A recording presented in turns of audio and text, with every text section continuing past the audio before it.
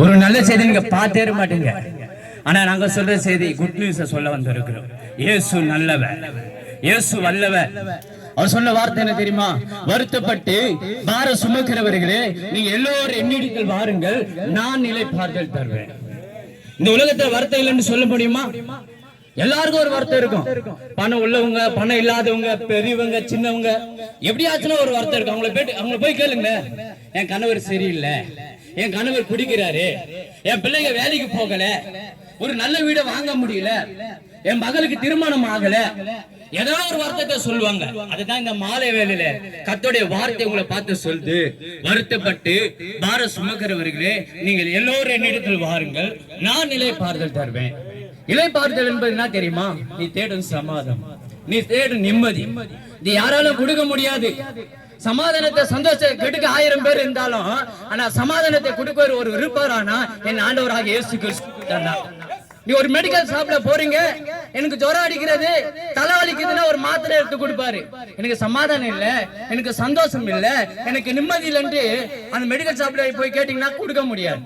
என் ஆண்டவராக இயேசு கிறிஸ்து இலவசமாய் சமாதானத்தை கொடுக்கிறவர். பாருங்க, அநேகர் இந்த பூமியில ஒரு தெய்வமா இருந்து உனக்காக எனக்காக ஒரு மனிதன் அவதாரம் எடுத்து இயேசு இந்த உலகத்துக்கு வந்தார். ஒரு மனுஷன் செய்த பாவத்துக்கு ஒரு ஆடோ ஒரு கோய் பலியாக கூடாது. ஒரு மனுஷன் செய்த பாவத்துக்கு ஒரு மனுஷன் தான் பலியாக வேண்டும். அதனை நாடோராக இயேசு கிறிஸ்து மனிதன் அவதாரம் எடுத்து உனக்காக எனக்காக இயேசு இந்த பூமியில பிறந்தார். பாருங்க, இந்த பூமியில அநேகர் அற்புதம் செய்தார். குருடனுக்கு பார்வை கொடுத்தார், நடக்க முடியாத சப்பானை நடக்க வைத்தார், பேச முடியாத ஊமையை பேசி வைத்தார். பாருங்க, அவர் செய்த அற்புதத்தை உங்க மத்தியில நான் சொல்ல ஆசைப்படுகிறேன். பாருங்க, எவ்வளவு நீங்க நல்ல செய்தி கேட்டு இது போல செய்தி நீங்க கேட்டு இருக்க மாட்டீங்க. பாருங்க, ஒரு சகோதரி 12 வருஷமாக, 1 வருஷம் அல்ல, 2 வருஷம் அல்ல, 12 வருஷமாக உதிரப்போக்கு என்ற ஒரு வேதி, பாருங்க, ஒரு ரத்தப்போக்கு என்ற ஒரு வியாதினால அகப்பட்டு கொண்டு இருந்தாங்க. அவங்க எப்படிப்பட்ட சகோதரி தெரியுமா? வசதி வாய்ந்தவங்க, சொத்து படித்தவங்க. டாக்டரை பார்த்தாங்க, டாக்டர் கைவிட்டுட்டாரு. கடைசியா என்ன பண்ணுவாங்க? பெரிய டாக்டரை பார்த்தாங்க, அப்படி அந்த டாக்டரும் கைவிட்டுட்டாரு. கடைசியா என்ன பண்ணாங்களா? சொத்து ஆசை எல்லாவற்றையும் விட்டுட்டு டாக்டரை கையில கொடுத்தாங்க. சரீரத்துல ஒரு மாற்றம் இல்லை, சரீரத்துல சுகம் இல்லை. ஆனா அவங்க என்ன நினைச்சிருப்பாங்க தெரியுமா? ஏன்னா நான் பிறந்தேன், எனக்கு மட்டும் இந்த கஷ்டம். அன்னைக்குதான் நீங்க கூட சொல்வீங்க, எல்லாம் நல்லா இருக்கிறாங்களே, நான் யாருக்கும் துறங்க. அன்னைக்குதான் நீ நானும் புலம்பு இருப்போம். இந்த சகோதரி அப்படிதான் புலம்பு இருப்பாங்க. எல்லாம் கை விட்டுட்டாங்க, ஆனா பணம் காப்பாத்தல, சொந்த பந்தம் பேசல. ஏன் பேசலன்னா அந்த சகோதரி மேல துர்நாற்றம் அடிக்க. ஏன்னா 1 வருஷம் வியாதி இல்ல, 12 வருஷமா உதிரப்போக்கு வியாதினால கிட்ட போக முடியல. அநேகரை பேசணும் கூட பேசல. அந்த சகோதரி வீதியில போனா அவன் மேல ஒரு துர்நாற்றம் அடிக்கும். இப்படிப்பட்ட லைஃப்ல தான் அந்த சகோதரி வாழ்ந்து கொண்டு இருந்தாங்க. நீங்க கூட ஒரு வேதனையால அகப்பட்டு கொண்டு இருக்கலாம். ஒருவேளை கடன் என்று ஒரு பாரத்தில் நீங்க அவதிப்பட்டு கொண்டு இருக்கலாம். என் கணவர் குடிக்கிறார் என்று ஒருவேளை நீங்க வருத்தப்பட்டு கொண்டு இருக்கலாம். என் பிள்ளைகள் வேலைக்கு போகல என்று ஒருவேளை நீங்க கலங்கி கொண்டு இருக்கலாம். உன் துக்கம் சந்தோஷமாய் மாற்றுவார், உன் புலம்பலை இயேசு ஆனந்த களிப்பாய் மாற்றுவார். பாருங்க, இந்த சகோதரி பாருங்க, கடைசியா யாரை நம்பி போனாங்க? சாகுற நேரத்துல ஒண்ணுமே இல்ல, பணம் இல்ல, எம்டியான நேரம் இயேசுவை சந்திக்க போறாங்க. இயேசுவை கேள்விப்பட்ட உடனே இயேசுவை பார்க்க வேண்டும், நான் சுகமாக வேண்டும் என்று யாரை நம்பி போறாங்க தெரியுமா? வானத்தை பூமியை உண்டாக்குன சர்வ வல்லவர் என் ஆண்டவராகிய இயேசு கிறிஸ்து. இயேசு போகணும்னு பாருங்க, அவருடைய வஸ்திரத்தை, அவர் துணியை தொட்டு ஒரு சக்தி, ஒரு வல்லமை புறப்பட்ட உடனே ஒரு நொடியில இயேசு சுகம் கொடுத்தார். ஒரே ஒரு நொடி தாங்க.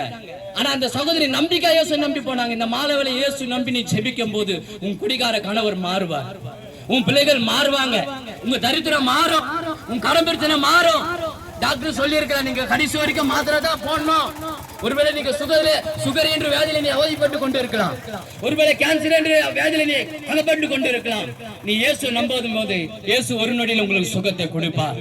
இதை பேசிக்கொண்டிரு. நான் புளியாந்தோப்புல இருந்து வர்றேன், சென்னையில இருந்து. பாருங்க, அநேக நண்பர்கள் உண்டு. நான் பீச், பார்க், சினிமா, குடி, சிகரெட், இப்படிதான் நாட்கள் போய் கொண்டிருந்தது. நான் சொன்னது ஒரு 12 வருஷத்துக்கு முன்னாடி, இயேசு அறியாதுக்கு முன்பாக. சினிமா பார்த்து சொல்லுவாங்களே, நானே மந்திரி, நானே ராஜா, வேலைக்கே போக மாட்டேன். அப்பா அம்மா சொல்லுவாங்க, வேலைக்கு போனா ராஜா சொல்லுவாங்க, தண்ட சோறுன்னுவாங்க, வேற என்னென்ன சொல்லுவாங்க உங்களுக்கு தெரியும். அதெல்லாம் என்ன சொல்லுவாங்க? நீ இருக்கத்தோட செத்துரு. ஏன்னா அப்படிப்பட்ட துன்மார்க்கனாக குடி பழக்கத்தினால சிகரெட், ஒரு நாள் கெஞ்சா கூட அடிச்சிருக்கு. இப்படிதான் நாட்கள் போய் கொண்டு இருந்தது. யாரும் என்ன திருத்த முடியலங்க. அப்பா அம்மா சொல்லுவாங்க, ஏன்னா பாரமாகிற ஆனா இயேசு உன் பாரத்தை சுமக்கிற வல்லம் உள்ளவராக இருக்கிறார். தாய் தகப்பன் வெறுத்தாலும் இயேசு உங்களை வெறுக்க மாட்டார். சொந்த பந்தம் உங்களை வெறுத்தாலும் இயேசு ஒரு நாள் வெறுக்க மாட்டாருங்க. இப்படிதான் நாட்கள் போய் கொண்டிருந்தது. பாருங்க, நான் ரகசியமான பாவத்தை உங்களாண்ட சொல்ல முடியாது. வாலிப நாட்கள் என்னென்ன வாலிபர்கள் என்னென்ன செய்வாங்க உங்களுக்கு தெரியும். அந்த பாவத்துல நான் அடிபட்டு கொண்டு இருந்தேன். யாரை நான் மாத்த வரல. இதே போலதான் எப்படி நான் ரோட்ல இயேசு பத்தி சொல்றேனோ, நீங்க எப்படி ஓரமா இருந்து கேக்குறீங்க, அதே போலதான் நான் கேட்டுக்கொண்டு இருந்தேன். அவங்க சொன்னாங்க, உங்க நோய் சுகமாகும் என்று சொன்னாங்க. இயேசு உனக்கு சுகத்தை கொடுப்பாரு என்று சொன்னீங்க. எப்படி வாலிப நாட்கள் நீங்க இருந்து எப்படி கேட்கறீங்களோ அதே நிலைமையில தான் நான் கேட்டுக்கொண்டு, நான் கூச்ச சுப்பாம உள்ளவன். இன்னைக்கு மைக்க பிடிச்சு பேசினா அவருடைய கிருபை, அவருடைய தயவு. ஒரு கடைக்கு கூட போக மாட்டேன். அப்படி கூச்சம் சுகமால அவனை இயேசு என்னை மாற்றி இருக்கிறாருங்க. பாருங்க, ஒரு சகோதரி சொல்லுவாங்க, நீ இருக்கத்தோட சேர்த்துருப்ப உனக்கு எல்லாம் கல்யாணம் ஆகாது, ஏன்னா ஊரை சுத்தி யாரும் உங்களுக்கு பொண்ணு தருவாங்கன்னு சொன்னாங்க. அதே சகோதரி இயேசு ஏற்றுக்கொண்டு ஒரு 5 வருஷம் ஆச்சு. அதே சகோதரி என் ஜெபிக்க வரையப்பா வீட்டுக்கு சொன்னாங்க. ஏன் சொல்றேன்னா, எந்த இடத்துல நீ அவமானப்படுறியோ, எந்த இடத்துல நீ தலை குனிறியோ, இயேசுவும் தலை நிமிர செய்வார். அதுதான் வீதி என்று பாராம சகோதரர்களா வந்திருக்க காரணம் என்ன தெரியுமா? வீதி என்று பாராமல், தெரு என்று பாராமல் இயேசு பற்றி சொல்ற காரணம், உளையான சேத்துல இருந்து என்ன தூக்கி எடுத்தார். உளையான சேத்துல என்ன தூக்கி எடுத்தாருங்க. வந்திருக்க சந்தோஷமா ஆடுங்க பாருங்க, ஏதோ ஆடுறாங்கன்னு நினைக்காதீங்க. சமாதானம் இல்லாம கணவர் குடிக்கிறாரு, எங்க பிள்ளைகள் வேலை பண்ணி வருத்தத்தோடு இருக்கிறான். இயேசு என்னை மாற்றினவர், உங்க கணவரை மாற்றுவார், உங்க பிள்ளைகளை மாற்றுவார். ஆனா நீங்க ஒண்ணே பணத்தை கூட கேட்கல, இயேசு உங்க பொருளை கேட்கல, உங்க உள்ளத்துல குடி, உங்க இதயத்தை குடின்றாரு. நீங்க பாருங்க, இயேசு என்று நோக்கி பாருங்க. அநேகர் இந்த பூமி இயேசு இல்ல அற்புதம் செய்து இருக்கிறார். குருவனுக்கு பார்வை கொடுத்தார், நடக்க முடியாத சப்பானை நடக்க வைச்சார். உங்களுக்காக நாங்க ஜெபிக்க போறோம். நீங்க இருக்கிற இடத்துல இயேசுன்னு கூப்பிட கூச்சப்படாதீங்க. நானும் ஒரு கூச்ச சுபாவம் வந்தான். கூச்சம் இல்லாம கண்களை மூடி, இயேசுவே என் கணவர் மாறணும், என் கடன் பிரச்சனை மாறணும், நல்ல ஒரு வீடு வாங்கணும், என் பிள்ளைகள் மனம் மாறணும், இயேசுவை ஏற்றுக்கொள்ளணும் என்று நீ ஜெபிக்கும் போது இந்த நைட்டு உங்களுக்கு இயேசு அற்புதம் செய்வார். இந்த நைட்டு இயேசு உங்களிடத்தில் பேசுவார். அவர் பேசும் தெய்வம் என்னை தேடி வந்து என்னை ஆசீர்வதித்தவர். தேடி போகிற ஒரு தெய்வம் இல்லை, ஆண்டவராக இயேசு கிறிஸ்து உன்னை தேடி வந்து உன்னை ஆசீர்வதிக்கிறவர். ஒருவனை இதே கதவனை திறந்தால் உன் உள்ள வருவன் இயேசு சொல்லி இருக்கிறார். கேளுங்கள் கொடுக்கப்படும், தட்டுங்கள் திறக்கப்படும், தேடுங்கள் கண்டறிவன் இயேசு சொல்லி இருக்கிறார். இந்த மாலை வேளையிலே கண்களை மூடி ஜெபிங்க. கர்த்தர் உங்களுக்கு அற்புதம் செய்வார். நான் ஜெபிக்க தான் முடியும், அற்புதம் செய்வார். இந்த மாலை வேளையிலே இயேசு நாம உம்மை நோக்கி நாங்க ஜெபிக்கிறோம். ஒரு மனமா ஜெபிக்கிறோம், சகோதரர்களா ஜெபிக்கிறோம். இப்போது கண்ணீரோடு ஒரு தாய் அழுது கொண்டு இருக்கலாம். அன்றே கணவர் மாறலையே, என் பிள்ளைகள் வேலைக்கு போகலையே, என் கடன் பாரு எனக்குள்ள இருக்குதே, என் கடன் மாறாதா என்று ஒருவேளை கலங்கி கொண்டு இருக்கலாம். ஆண்டவரே, நாங்க ஜெபிக்க தான் முடியும். ஆண்டவரே, யாராரு கண்கள் மூடி இயேசு என்று கூப்பிடுறாங்களோ அவங்களுக்கு நீங்க அற்புதம் செய்யுங்க, அதிசயம் செய்யுங்க. அவங்க துக்கத்தை நீ சந்தோஷமாய் மாற்றுங்க ஆண்டவரே. இரவேளையில அவங்களோட பேசுங்க ஆண்டவரே. ரட்சிக்கப்படட்ட ஆண்டவரே, உம்மை ஏற்றுக்கொள்ளட்ட ஆண்டவரே.